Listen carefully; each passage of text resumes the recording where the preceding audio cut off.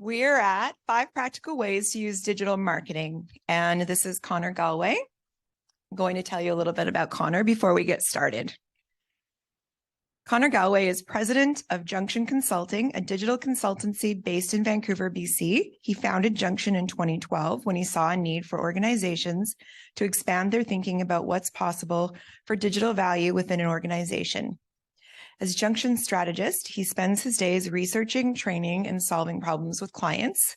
He shares his latest thinking in an award-winning weekly email called The Brief that's read by leaders at many of North America's most respected brands. Some of his recent work has seen him help create a digital learning platform for Destination BC, training for Lululemon, and most recently, he was named Leader of the Year by Marketing News Canada for his support of the tourism industry throughout the COVID-19 pandemic. Aside from his work as a consultant, Connor has become one of Canada's premier digital educators, teaching and developing curriculum at many of Canada's most prestigious universities. And most recently, he has launched the all-new eLearningU, North America's largest collection of online learning for the tourism industry. Please join me in welcoming Connor.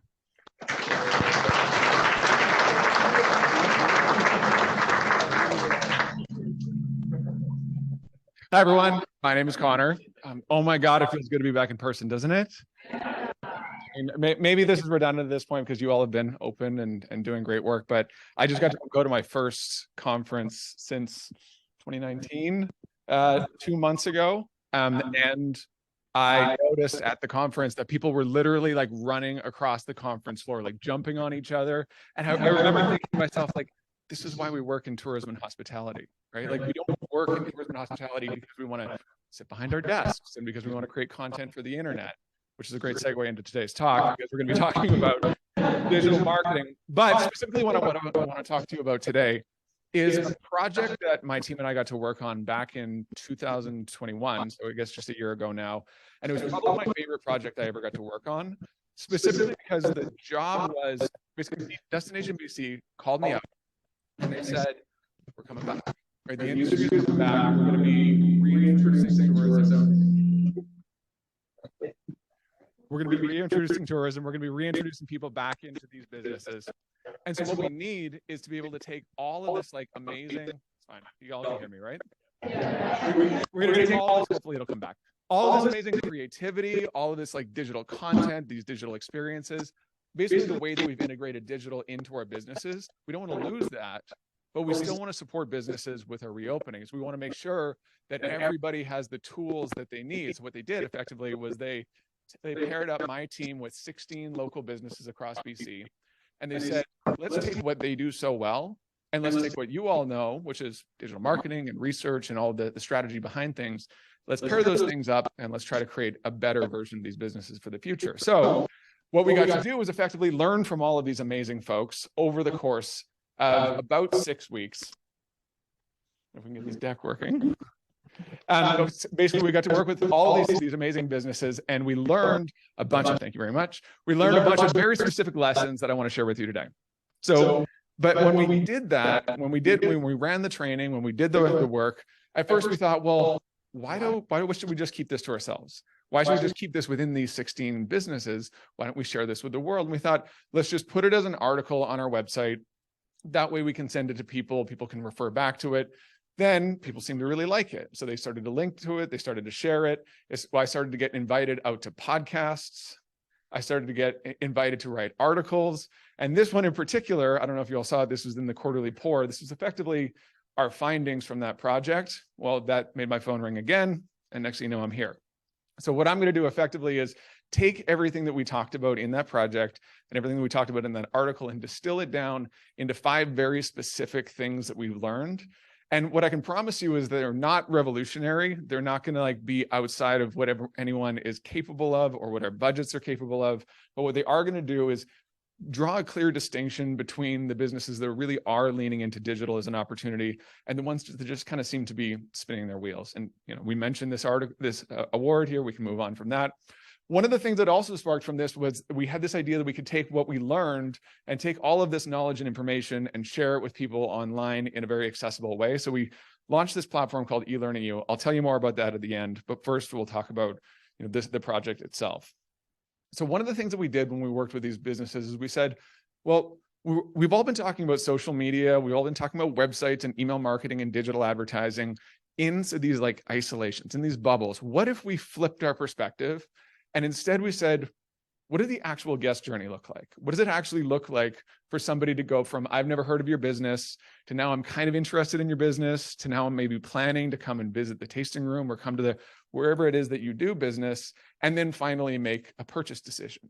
And so we thought, well, if we looked at things from that perspective, maybe it wouldn't seem so hard, right? Maybe we wouldn't be like, what are the technical SEO things that we need to do? What are the email marketing KPIs? What are the various tactics? And then we could start to just do the things that we've always done. We could treat people like guests because, you know how to do this really well, right?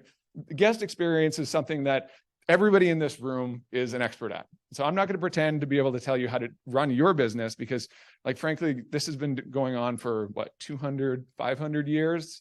There are best practices, there are courses, there are certifications to do offline guest experience. But what I'm going to suggest is digital marketing, when done well, or at least what we've found through our research, is just taking that same thing and applying it to the internet.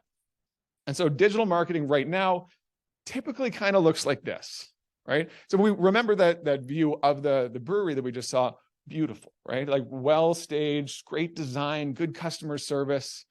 But in the digital space, and by the way, I picked an example from outside of BC just to be safe.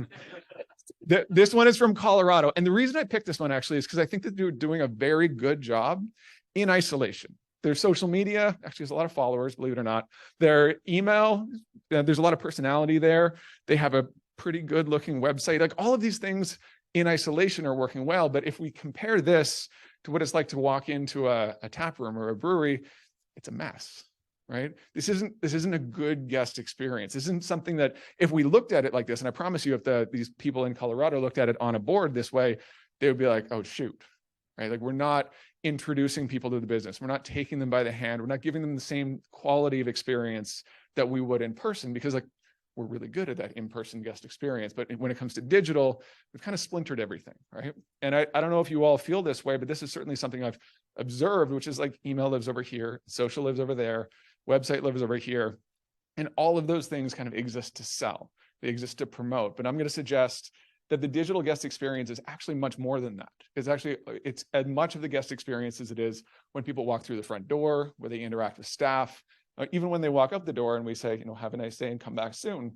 And so the point is, we were able to work with these 16 businesses. You might recognize some faces on here. There are a couple of wineries, a couple of breweries, some accommodators, some tour companies.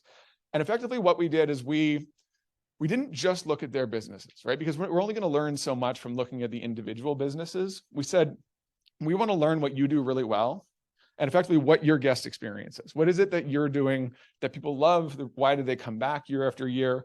But then we're going to look at, for each one of you, we're going to look at competitives and comparatives. And so we looked at outside of their organization, who are the businesses that are doing something similar? They're sort of like a similar scope, a similar scale. They probably offer some sort of similar product or service, but something about them makes them remarkable, and something about them makes them the best at what they do. So that allowed us to take our research out to these organizations. And it comes out to about 100 to 110 businesses that we looked at. And effectively what we did is we said, what is it that makes them special? What is it that makes them able to use digital in a way that our friends, our core 16 just aren't able to do or are trying to do, and how can we take those lessons and apply them to those businesses? That's sort of where we came up with what we're calling these 5 digital marketing tactics, these 5 lessons that we can apply. And so they all had 5 things in common, but actually I want to share, before I get into that specifically, one more perspective on the guest journey, which is in doing this, we looked at external research, of course. We looked at studies on how people are using digital, how people, specifically in the tourism and hospitality industry, are experiencing these brands. And we found 2 stats that I found particularly coincidental, maybe, or maybe it's actually their coincidence where the insight is. First, on average, in 2019, not 2020, but in 2019, the average guest spends 80% of their trip interacting with companies online. And what we mean by that is for every hour that they're actually physically experiencing our tasting room, taking a tour, whatever it is that they're doing. For every hour that they're with us physically, they're with us 4 hours online, right? So that's them watching YouTube videos, that's reading our blog posts, that's them checking out our website, deciding where to go, Yelp reviews, TripAdvisor. But at the same time, we found this other really interesting study out of Penn State that said, in tourism and hospitality, when we self-report the enjoyment or the joy that we get from these experiences, 80% of it comes from the lead up, not the actual experience. So I thought it was really interesting, those two things lined up, that we're so focused on the physical experience. We're so focused on the things that are important, don't get me wrong, the signage in the room, the way that we welcome people, the way that the store is designed, the way that people interact with their staff. We're so focused on that. But when it comes to the guest journey, that's only 20% of the equation. So, and again, I just want to land this point real quick, that it doesn't matter. None of this stuff matters if we don't have a great guest experience, right? None of it matters if our product isn't really good, if we're not really excited about welcoming people in. But once we have that, and I'm sure all of you do, once we have that, how do we focus on the other 80%? So that's what we're going to talk about today. The first principle, or the first thing that we noticed, is this idea that visual storytelling is a differentiator. And so when we looked around, it became very, very clear at our control group versus these organizations that we would say are really excelling when it comes to digital, their visual storytelling was on another level. Now, what do I mean by that? It doesn't necessarily mean that they had a professional photo shoot. They might have. It doesn't necessarily mean that they had $1 million video crew. What it means is all the way through the guest journey, there was a consistent visual story. And if we're being honest, it's not really optional anymore that we have great photography, right? Like, this is the current state of the internet.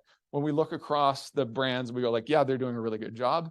They're leaning into photography. So that, I mean, that sounds obvious. It sounds simple. But if we define visual storytelling, we go, well, it's everything, right? It's how people experience the brand when they show up. It's how people experience the website when they get there. It's what they're seeing on our social media. It's what appears on the TripAdvisor, on the Yelp, on all the other apps that they're finding. And so if we define visual storytelling as all of the touch points from I've never heard of you to now I'm a loyal customer, well, then we can start to see how all the different parts work together. So I love this brand. Do we have anybody from Old Yale in the room? Welcome. Good job. She's not a plant, by the way. Old Yale does a phenomenal job of their offline visual storytelling, right? If anybody who's been there knows that, like, it's cool. Right? It's Instagrammable. There's visual storytelling through the materials, through the can, and through all the different touch points. And so you're getting this consistent experience, but it doesn't stop there, right? So as we saw, sort of the opposite of our friends in Colorado who are doing their best, we see a consistent experience when we go online, right? We see the photography.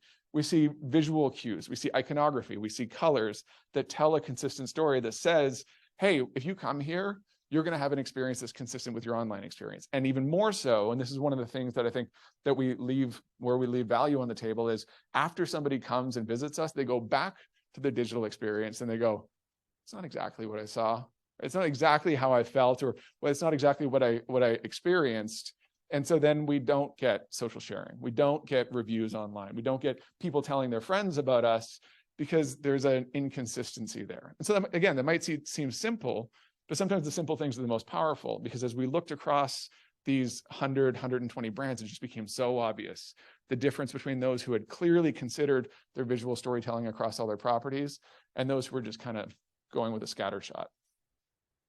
Fortunately, help is out there. We're in BC. You know, I do get to work with Destination BC every once in a while, but they didn't plant this. This is a biased recommendation, but there's bccontenthub.com has stock photography, stock videography. I don't know if you all have signed up for this. It's free. It's available to anybody who works in the tourism industry, which you all do, according to Destination BC.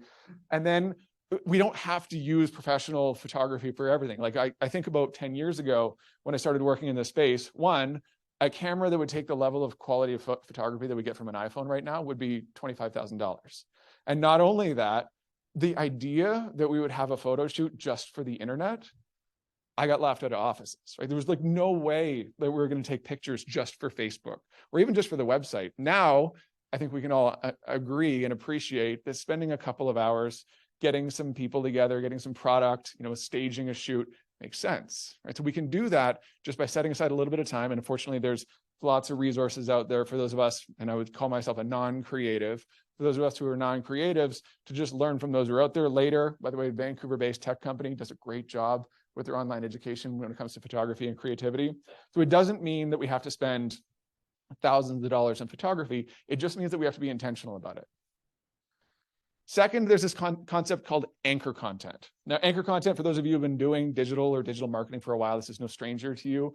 SEOs have been doing this for a decade. But in this industry, it was so obvious when we looked around. There are brands that are using this effectively and brands that aren't. And I'm convinced those of us who aren't using brand or anchor content just don't think it's accessible to us, or don't think that we're capable of it. And I'm going to tell you that you are, and we can. So this is our friend Norm. Has anybody been to Revelstoke? Do you know who Norm is? Anybody met Norm the gnome? Okay. He's one of my favorite people on the internet. So I have had the pleasure of working with RMR, the Revelstoke Mountain Resort, over the years, but I didn't work on this project. But this is what they did. They were like, well, we want to bring a little personality to our content, to our social media. How do we do that other than just pictures of powder? And they just happened to notice that Norm was popping up in locals' content. And Norm happened to be a local mascot. It was a lawn gnome that people were taking up the mountain with them. They were placing him on the chairlift. And they said, okay, yes, we can post about him on Instagram. Yes, we can write a blog post about the adventures of Norm, which they have. I recommend looking it up. But they even integrated him into the webcam. And so now they have a webcam, which is the powder report. And so you'll know, if you're going up to Revelstoke, you'll know it's a good day for powder if you don't see Norm, because he's been covered by powder that day. Because Norman's always sitting on the hard pack. But more than that, more than like a fun little piece of content, what this has become is a page worth linking to. They don't change it. They don't update it. They don't do anything to it. This gets linked to by dozens of locals, hundreds of content sources, thousands of social media posts. And the result is, when you search online for Kootenay's snow report, what's happening in Revelstoke, anything to do with powder in the Kootenays, this page is going to come up. And the result is they get thousands and thousands and thousands of people coming to the website, and it doesn't cost them a dime, right? No Google ads, no Facebook ads, no content budget. This is free. But now, not all of us have Norm, and very few of us have powder. So I'm going to show you another example. This one's maybe a little bit more accessible. This one is the actual business will remain nameless, but I will show you their Google Analytics. In 2018, middle of 2018, they created a suggested itinerary. What I can tell you is they're a non-Canadian business. They sell both beer and they rent surfboards, right? So they said, well, if somebody's going to come here and they're going to taste our beer and they're going to rent our surfboards, they're probably not just coming here for beer and surfing. They're probably going to like tour around. They're going to see what else there is to do. They're going to spend a little bit of time in our region. So they created what they called suggested itineraries.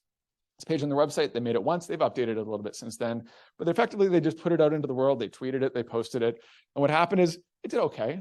You know, they had a few hundred people going to the website, but then all of a sudden, summertime comes, people start linking to it, their DMO shares it, and then they get some more links from some other like blogs and websites. And now this is one of the most visited pages on their website throughout the summer, but it doesn't end there. They don't update the page. They're not reinvesting, not spending money on this. This is all free. Wintertime, nobody's paying attention. Summertime comes back up. Wintertime, nobody's paying attention. Now we're into 2022, and it's still one of the most popular pages on their website. They built this page one time back in 2018. They have about 13,000 people who have been to this page. Now, I can't guarantee that people have been renting surfboards or drinking beer as a result of this page, but 13,000 people, I think it's pretty fair to say we've got a couple.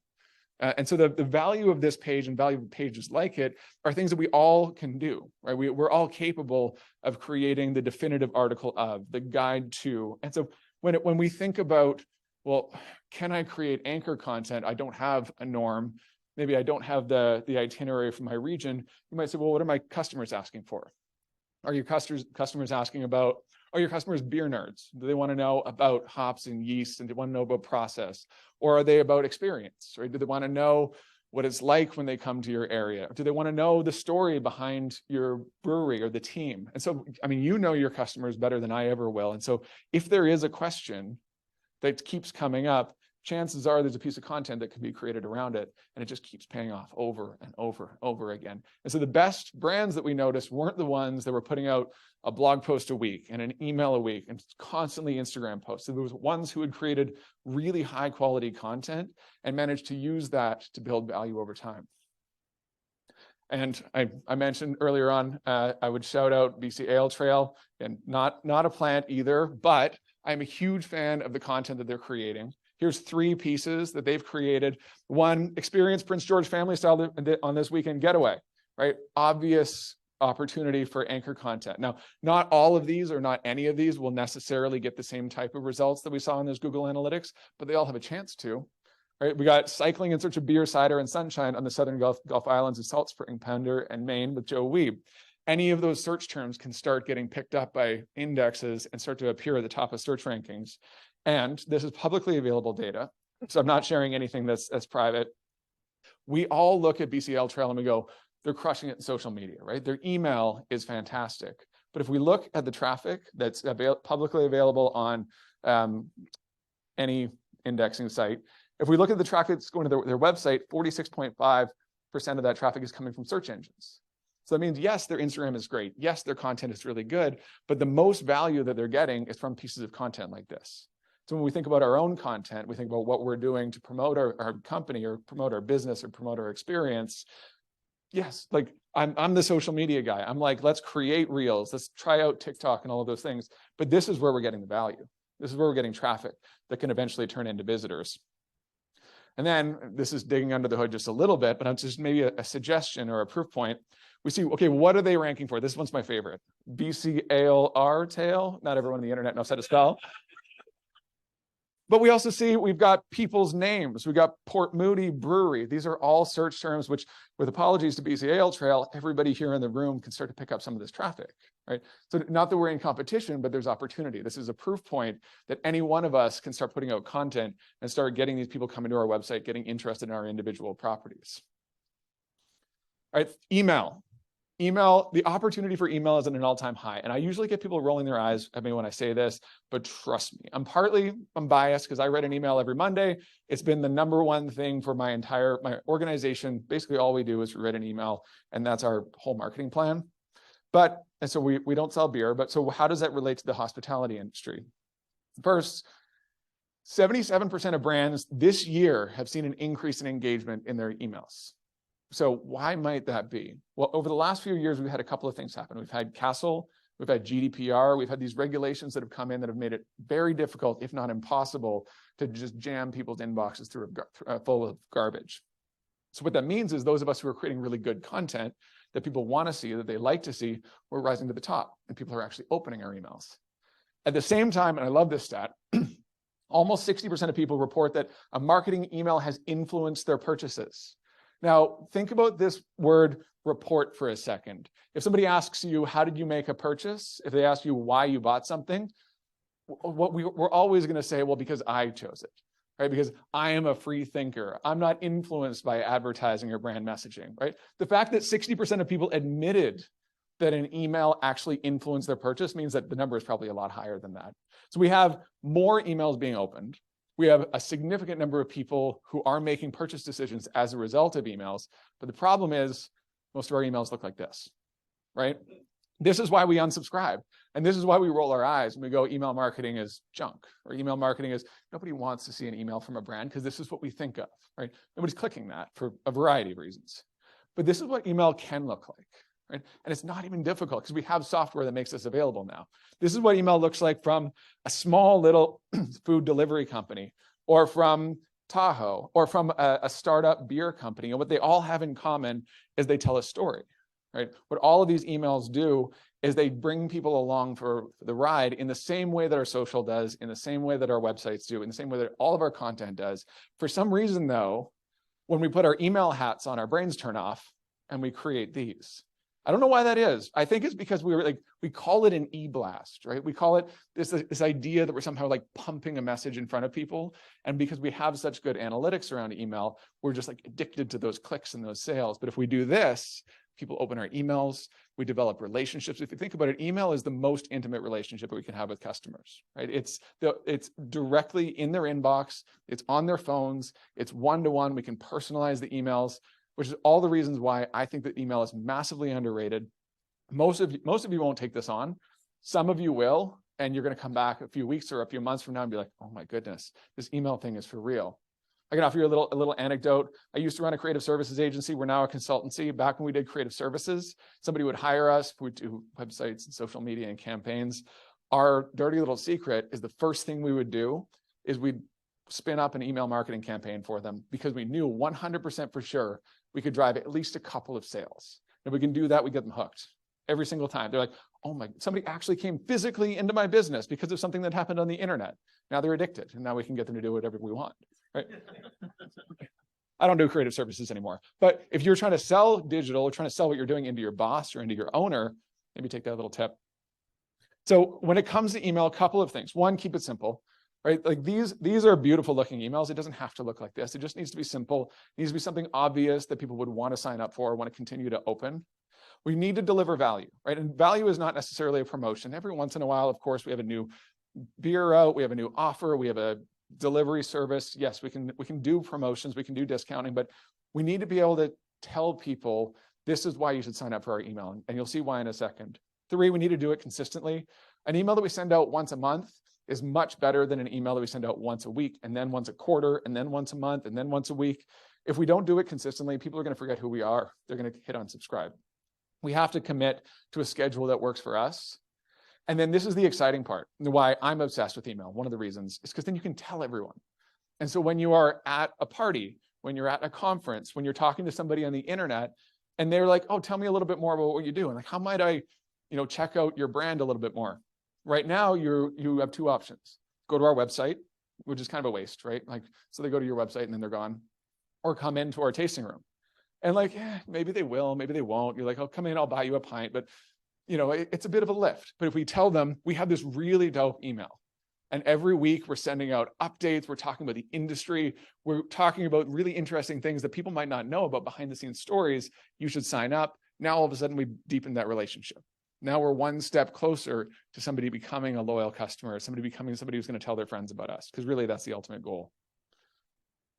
4, make it easy for people to do business with you. We do this with sandwich boards, right? We do this with signage, we do this with customer service, but on the internet, for whatever reason, we can turn our brains off. And it's not really our fault, right? I'm going to blame it on Apple. I'm going to show you why.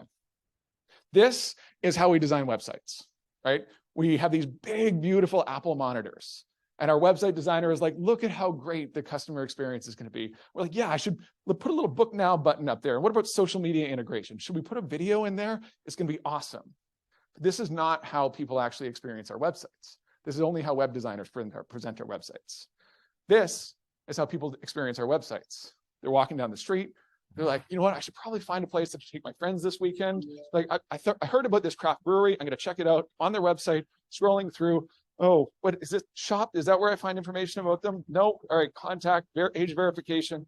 And then I get a notification and then I'm gone. No, you know what? Let's check out their Facebook page because I bet there's more information about them there. Email, verification, back to the website again. So what we're not seeing is any of those big, beautiful features that we planned on. What we are seeing is the world around us and distractions. And none of the things that we thought they were going to do were the things that we're actually going to do, which is why, and I'm going to shout out a local example here. I love what House Sound has done. Do we have House Sound in the room? Well done. I love this website. Look at how calm it is, how easy it is. I come to this website, I'm like, if I'm that same person, I'm like, I need to find a place to take my friends this weekend. Like, I can see their beer. Oh, I can see they have accommodation. I can see the menu. My life is so much easier, right? And it's not necessarily that they invested $1 million in the photography. The photography is fine, but you can find that in BC Content Hub. It's not so much that really anything about it is so remarkable, with respect, but it is a really nice, clean, simple website that any one of us can build. The hardest part, though, is where you have to do it less. And I'm going to guess here, there were a lot of hard conversations in that House Sound boardroom or tasting room where they were like, nope, that's not going on the front page of the website. No, we can't have that there because all we want to do is make it really, really easy for people to see our beers, to stay with us, and to see our menu. And so when we talk about making ourselves the easiest part of people's digital experience, that's what I'm talking about. It's like remove all of the stuff that we want and just put the stuff that they want in front of them. And then the last thing is we want to take advantage of collaboration opportunities. Tourism and hospitality and the beer industry in particular is incredibly collaborative. It's one of my favorite things about working in this space. We're all in this together. We all win if the rest of us win. It's one of the reasons why the BC Ale Trail is so powerful, but it's really like the reason why all of us are able to succeed in the way that we do. And so when we think about the industry, we think, okay, well, there's a whole bunch of people doing a bunch of things, but from a digital marketing perspective, we really have 4 different groups, right? We have breweries, we have industry associations, we have bars and restaurants, and we have retailers. And every one of those kind of has the same goal, right? We need to create content. We need to be telling stories online. We want to bring people into our region. We want to make people excited about craft beer. So we're all trying to do the same thing. And so it just makes sense that, of course, we would collaborate, right? Which, okay, that sounds great in theory. I'll show you some examples. One, this is what I would call a push collaboration, right? So BC Ale Trail, and I mentioned them again, they might have pushed this opportunity at this brewery, right? They would have said, hey, let's do a guest grammar campaign. And so they would have tapped a couple of content creators, a couple of breweries, and they'd be like, let's push this opportunity at you, and it'll be really cool, right? You can talk about what you're up to. Collectively, we'll tell the story of beer in BC, and it'll be awesome. And so they would have said, yes, that's easy, right? But those opportunities don't necessarily always fall into our laps. Then we have a pull opportunity. This is what I would call pull collaboration. This is Smuggler's Trail in Langley. Nobody told them to do a brewmaster's dinner, right? But they just decided to do it. They're like, well, we could have a dinner and we could invite our friends and it would be great. But instead, why don't we use this as a collaboration opportunity and let's reach out to organizations like Tourism Langley, like the Chamber, like the city. Let's find ways that we can tell this story on a broader scale. And so when we open ourselves up to opportunity, that's great, but we can also create opportunity. And so what they might have looked at this and said, we're gonna have to spend a little bit of money hosting a dinner. Maybe we'll get some PR opportunities, but this is also a storytelling opportunity. Right? So there's always these little things that we're doing where we can say, how do we collaborate? How do we create a 1 + 1 = 3 situation? And then we have a crossover. So I actually noticed we've got the Vancouver Island folks here. Yep, well done.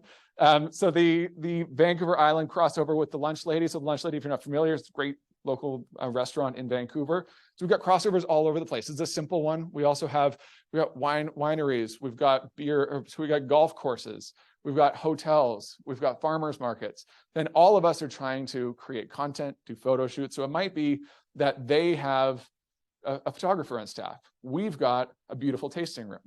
It might be that they have a campaign coming up and we have a new beer coming out, right? What are the ways that we can find a 1 + 1 = 3 situation? Because at the end of the day, we all end up winning.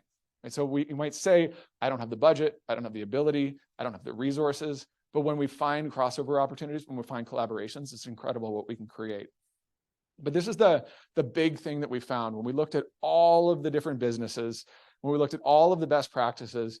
This was the most common element that all of them had, was they respected that it was all one customer journey. They weren't saying this is social media, this is our YouTube strategy, this is how we're going to tell a story on our website or on our blog. They said, how do we take somebody from I've never heard of you to now I'm interested, to now we're going to capture some of your interest, to now we're going to welcome you in. And the final thing that I want to challenge you on is to go, when they leave, when they walk out that door, how do we make sure that they're telling their friends, and how do we make sure that they come back? Because we know that they're going to then open their phones, they're going to go on their laptops and their computers. And the ways that we fuel our business is no longer just people going and standing around their kitchen table and hoping that they tell their friends. We can actually control some of that, right? We can inspire people through Instagrammable moments. We can send follow-up emails that inspire people to leave TripAdvisor reviews or Yelp reviews or whatever it is that we want to do. So the last thing that I noticed, and I would like to suggest that we all think about, is how do we go beyond even the visit or the purchase and create a customer journey that continues on and creates that word of mouth.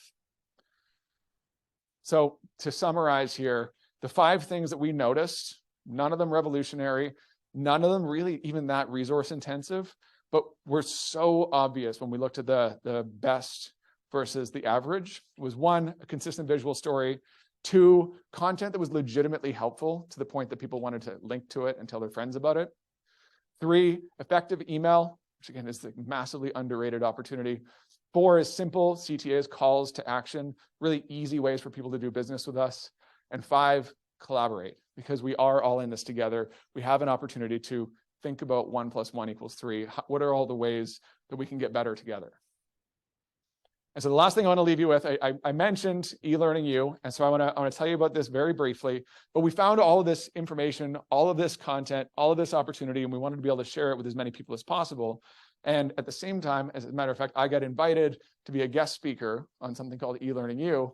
And it just so happened that the founder wanted to graduate to the golf course, and we wanted to find a way to get our content in front of more people. So what would we do? We collaborated. We are now the proud owners of this online learning platform, and we take all of the things that we found, all of the research we've created, and we bundled it up, and we've created an online learning platform. We have a tourism digital marketing course. It's a 12-part course that people can take and get certified in tourism digital marketing. The curriculum goes everywhere from strategy to email to social media to content. And at the end, you get a certificate of completion. It's a great sort of career booster. It goes on your LinkedIn. And we've found through our work that the majority of online learning is just kind of, if we're being honest, university courses that they copied and pasted into the internet. But because we've sort of approached it from a digital first perspective and said, how do we create really awesome digital experiences through education? We're seeing about a 300% greater graduation rate than the industry standard. So we have small business owners, we got marketers, we've been partnered up with a bunch of these post-secondary institutions who aren't able to deliver this type of learning, and they're sending all of their students through. And then we have people from Google on and TripAdvisor, and this is my favorite part, frankly. I get to have a weekly live conversation with people like this and people like you all. So we'll have like marketers and DMO leaders and that kind of thing on to talk about what they're up to. If you're interested, would love to have you on. Check out eLearningU.com or email us support@eLearningU.com. It's super fun. I really love the platform. But thank you so much for having me here today. It's been a pleasure to see you all. I'm so glad we're back in person. Thanks, everyone.